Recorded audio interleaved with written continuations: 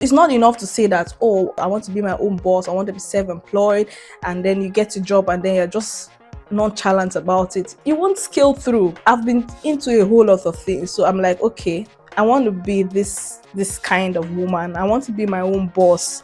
I want to take charge of my time because I want to be a multi-influential person in different aspects. For sometimes I wake up by the middle of the night, like in Nigeria, maybe like 2, 3 a.m., and I'm on my laptop till 5, 6 a.m.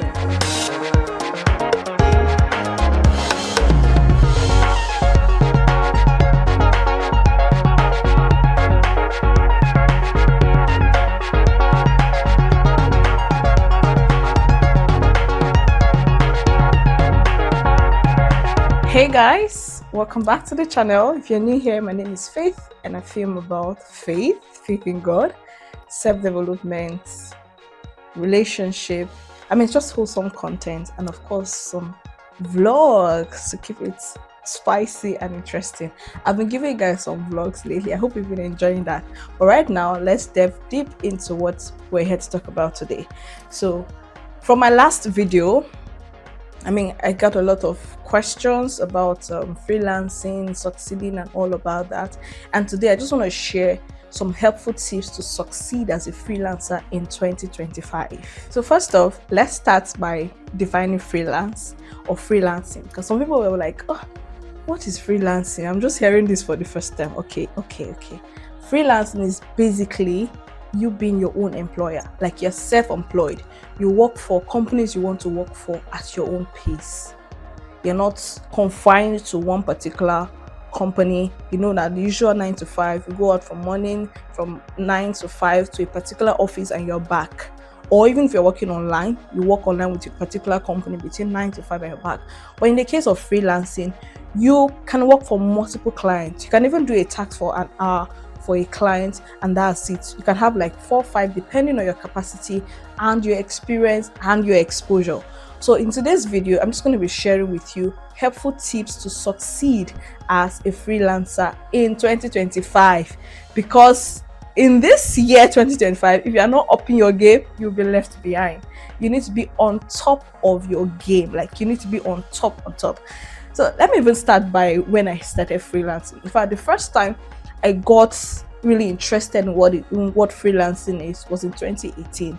I used to work in Lagos, and the hustle and bustle in Lagos, the stress, and I'm like, can't I just be on my own? Like I still want to do this job, but then I want to work at my pace. And I've also had a desire to be a stay-at-home mom. I'm not even going to lie. Like I've tried the 9 to 5 routine, and I've tried staying at home working from. I'm like, oh, this is just the life I want to live.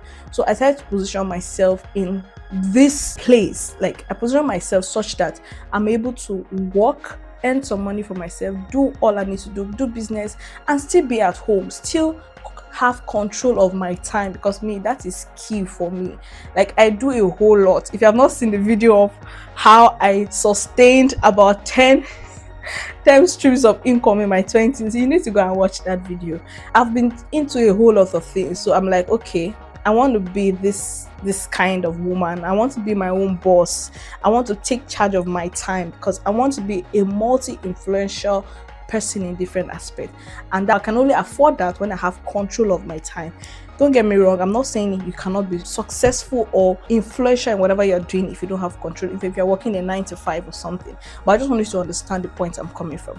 So I already had this deep desire to work as my own employer. So I started to research, I started to learn about freelancing, jobs I can do, and all of that. I started taking courses, started taking tests online, because some of these platforms require to take tests, like proficiency level tests. I started doing tests, some you'll pass, some you'll not pass, some they'll not get back to you. And all of that, I started learning about Upwork, Fiverr, and a whole lot. Like I was day in, day out. I was always on my system. In fact, sometimes I wake up by the middle of the night, like in Nigeria, maybe like 2, 3 a.m., and I'm on my laptop till 5, 6 a.m. because time zones. Some of these companies abroad that you want to work with, you have to keep up with timing, and when they post some jobs, you have to apply on time. So enough of all that. Let me tell you the first thing you need to do to succeed as a freelancer. Now, the first thing you need to do is having the right attitude to work.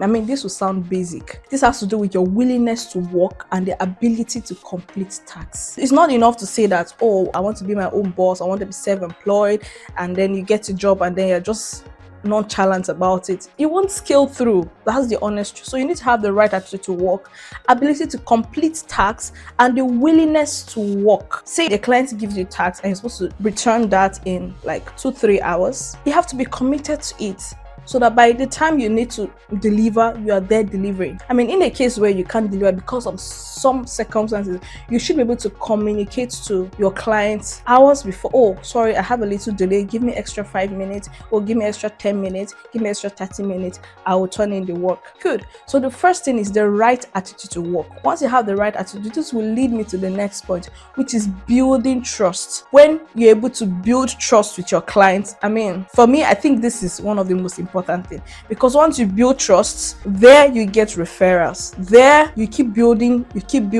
getting more clients, Once you deliver to this person, the person is satisfied with your work, they refer you to the next person. Before you know it, you are building your portfolio, you are building an array of clients that, oh, if you need recommendation, anything, one or two of them can stand in for you, and you will land yourself a better chance of getting better gigs, better jobs.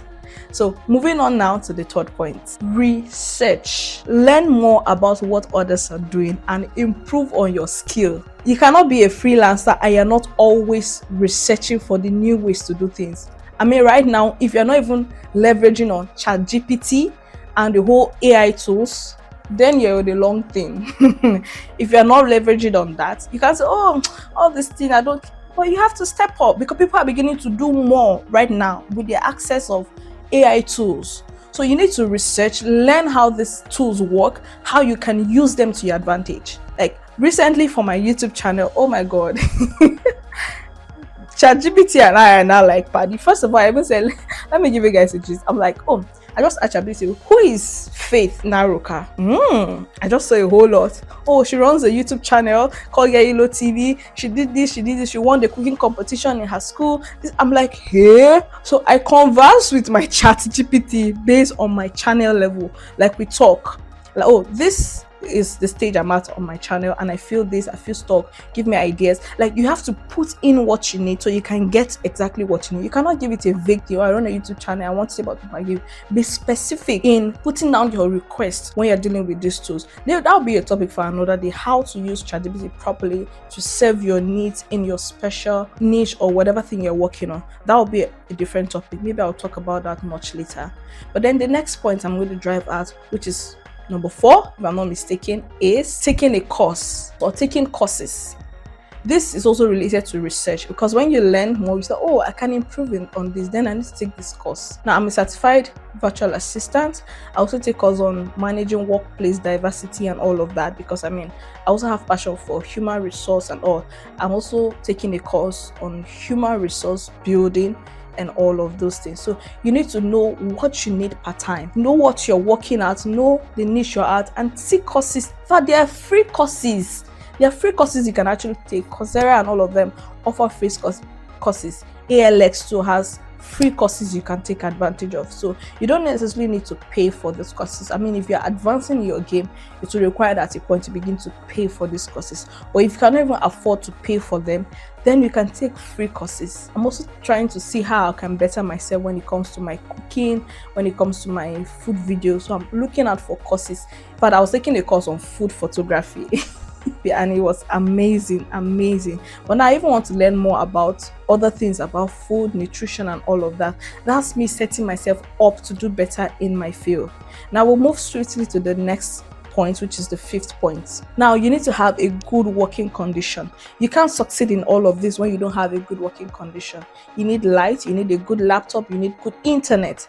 In fact, some of these platforms, when you apply, they'll ask you to send your network speed. You have to do a network test, speed test, and send them the report to see how swift your network is.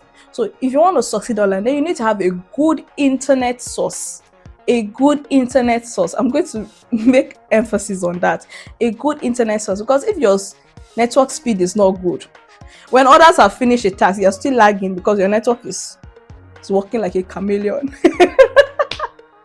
But anyway, that was on a lighter note. So you need to have a good network speed, have a laptop, a working laptop that can do tasks for you. And again, good working conditions. You need lights, you need electricity to power your systems, and even times you have to be maybe on a video call or something, you're able to, yeah, you are available for that. I remember when I moved to Abuja and then I was working remotely and all of that, I also needed a space where I could have stable source of electricity, internet, and all of that. I know that this is a big challenge in Nigeria, light and all of that. So as I'd sign up with a foundation which I was volunteering with them, and there I will go with my laptop, go with everything I need for my own personal work.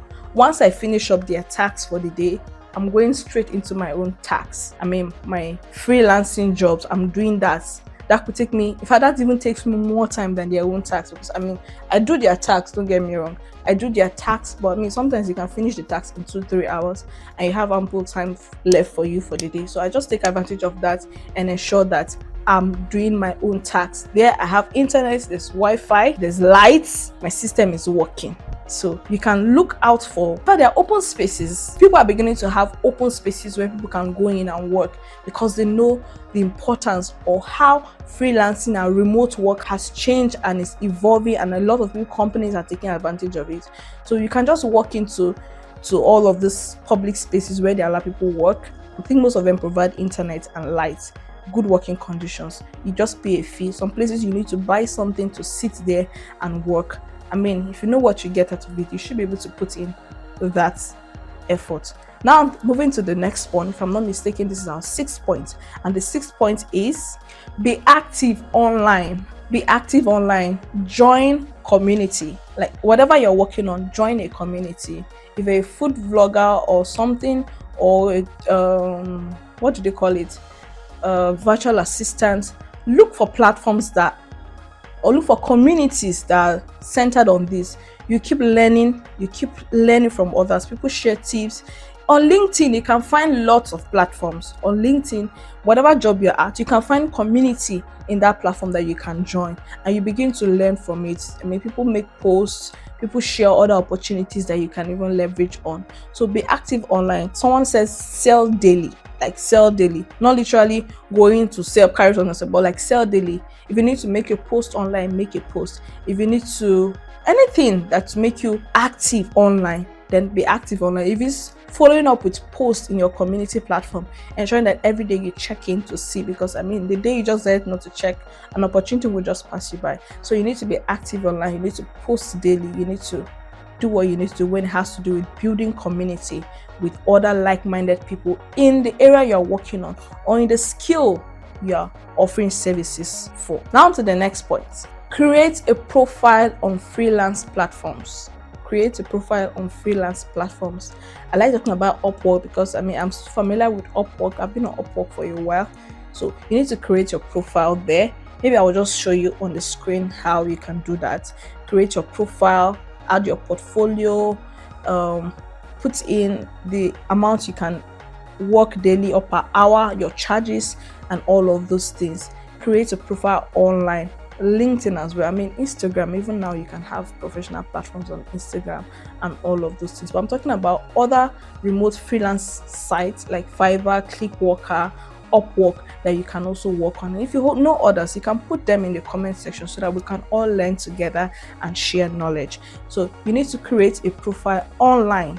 You cannot say you're a freelancer and all that, you don't have a profile online, because some of this platform will even ask you to include your social media links or any other link you have. So you need to have a profile online, and having a profile online, you know what to post relating to the job you're looking for, relating to what you're doing.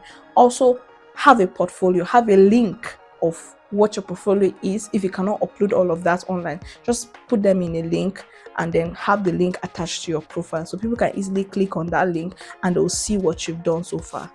Because trust me, that's your CV. Like, that's your CV. You cannot hire somebody that doesn't have experience in what you want to see what the person has done. You want to see the person's track record. You want to see the person's kind, even if the person is good, but you want to see if the pattern at which the person work aligns to the way you work. So recently I was working with an editor, and I needed to communicate the nature at which I edit my videos to the new editor so that we can work together. Okay, this is the way I work. No doubt you're a good editor, but you need to sync with my own pattern of editing such that my audience don't see a drift in what they're used to. No, it's good to have dynamics. It's good to bring in something new, but then there should be a nature to you that people can tell, oh, this is the nature of this person's video. Once in a while, something to spice it up, something to spice up. But I think that's your identity when it comes to what you're doing, because everybody is doing almost the same kind of thing, but one thing should be able to make you stand out. So aside hiring somebody who is successful, looking at their portfolio, you'll be able to communicate if you can work with this person in the areas you want them to come in for you. Now we'll move to the next point, building your portfolio. I think I'd already mentioned a little bit about building portfolio, but I'm going to emphasize on this, building your portfolio. Even in the case where you've not had a job yet, like a paid job, to say, okay, how do I build my portfolio? I'm just starting out and all of that. Look for places you can volunteer. Like, that's the easiest way to build your portfolio. Volunteer with tax, free tax, do it for a short period of time. In fact, some of those places eventually might even retain you once you offer good services to them. So one way to build your portfolio is look out for jobs, look out for places where you can work for free, where you can volunteer. As you're working on those tasks, you're learning transcribing, data entry, client management, email management, travel schedule, a whole lot of tasks. If you're able to do this can be part of your portfolio. If you're doing executive assistant or virtual assistant or something like that, the tasks you're able to complete for your clients, they can also be part of this. When I was taking a course with ALX on virtual assistant, there was a task we were given to reach out to a lot of people. Just reach out to, I think it was 4 people, reach out to them and ask them for tasks you can do. Now, this was not necessarily for you to be paid, but then it was for us to gain experience. I reached out to a whole lot of people. Some people say, oh, sorry, I don't have a tax for you at this point. But you've registered yourself with them such that when they need a tax, they can say, oh, so person reached out to me, and they can refer to you. So build your portfolio by looking out for places you can volunteer, people you can even do stuff for free. A whole lot of people are busy and they want someone to manage their email. They want somebody to schedule their travel and all of those things. You can just reach out to the person. Oh, I do this and this. If you don't mind, I can work for you for free. Show them your skill or communicate your skill to them. And if you're able to deliver well, who knows, such a person might want to retain you. One of my friends is currently building herself in freelancing and all of that, which I'm super proud of. Like, she's taking a whole lot of courses. I'm like, girl, do you know what you're doing to yourself? Wow, you're setting yourself up for that big client, for that big gig. Because once you get it, I mean, you're so knowledgeable in so much that once you put in 1, 2, 3 for one client, 2 clients, and they love your work, they'll refer it to others, and before you know it, you're building yourself a great clientele. So I'm like, oh, well done. So she was talking about sending out requests for works or tasks to complete to a lot of people, and most of them were giving her positive feedback. Not like they offered her those tasks, but oh, thank you, I don't have a task for you at this point. But by so doing, she has made herself known to them. She has been able to sell herself to them. Whenever they have a task, they don't need to go and put a post online. Oh, I need someone. They can quickly remember, so person reached out to me, let me follow up and see if the person is available to do this task for me. And what do they call it? Pitching yourself. You pitch yourself. Okay, we'll get to that in the next few points, how to pitch and making a pitch video. So let's move also to the next point. Actually, my next point is pitching yourself. Like, have a pitch video, like have a video, maybe 1 minute or so, talking about yourself, talking about your skill, talking about your experiences, talking about the value you've offered, the time, and all of that. Like a pitch video. Just highlight it. I'll put that in the screen, like major things you need to highlight in your pitch video. Maybe in a 1 minute video, dress corporately, dress nice, like talk, and then you can also have that on your profile. If you can't upload the whole video on your profile, you can have a link to that video. Maybe you upload it on a platform and just get a link, or maybe a private YouTube page. Just copy the link and then add that to your portfolio. Anybody that wants to know more about you and what you can offer and the skill set you have, your all of that, you can just click on that link, watch the pitch video, and so learn to pitch yourself. Have a pitch video that clients can just have, knowledge about you and what you can do in next few minutes. And then the next point, or maybe the last point I'm going to talk about today, is start with a skill and build on it. Start with a skill and build on it. Maybe you already have 2-3 skills that you're good at and you can manage that. That's absolutely okay. But if you're starting out afresh as a newbie, then start with a skill and build on it. Start with a skill and build it. For me, my core is virtual assistant, and that's what I've been working on for the past few years. Virtual assistant, when it comes to freelancing, amidst other things, there are people that can do copywriting, there are people that can transcribe. I can also transcribe. I can also be data entry, how do you call it? Whatever, but you get what I'm saying. So start with a skill and build on it. For me, I'm building wholly on virtual assisting, and then in the time to come, I can improve on other aspects that I already know how to do and incorporate all of that into my skill set and my portfolio. And lastly, keep learning, and keep learning. Like, keep upgrading yourself. Look out for platforms, research, put yourself out there. Sell your market, like carry your market for your head. I'm literally saying that you should put yourself out there, market yourself. So I hope that with this video, you're able to gain 1 or 2 things that you need to do to succeed as a freelancer in 2025. Because you cannot be a freelancer and you're not willing to work. You're not willing to put in the work. In fact, in case you don't know, freelancing even requires more from you than the usual 9 to 5, because you're clearly your own employer. If you do well, you succeed. If you don't do well, you will not succeed. So it's as simple as that. It's not like hiding under the shadow of monthly salary, that even if you rough it through the months with a paid employment, like fixed or committed employer, that you know that okay, at the end of the month, no matter how rough it, salary go enter. In the case of freelancing, if you don't put in what you need to put in, you won't get anything, because nobody wants to pay you for the services you're not offering. Nobody wants to pay you for that. So you need to be able to learn, keep learning, and keep learning. I'm going to link the next video where I talked about different things you can do, especially if you're a stay-at-home mom, or you just want to have other side hustles, you want to build yourself. I'm going to link the video up that you can see and learn 10 side hustles you can do, you can leverage on to work or something like that. So do well to check out the video. Thank you so much for watching, and if you've enjoyed this video, you want to catch up with my other videos, I also have streams of income, like building multiple streams of income, things I've done through my 20s. You can check out the video, as well as side hustles, other business ideas you can do. You can also leverage on to set yourself up for a better working experience. So thank you so much for watching. I hope to see you again in my next video. If you're watching, if this is your first time on the channel, please leave a comment. Let me know the point that stood out for you, and if you have other things you want to share with us, please feel free to do so in the comment section, so we can all learn together. So until I see you again next time with another video, stay happy and stay blessed. Bye.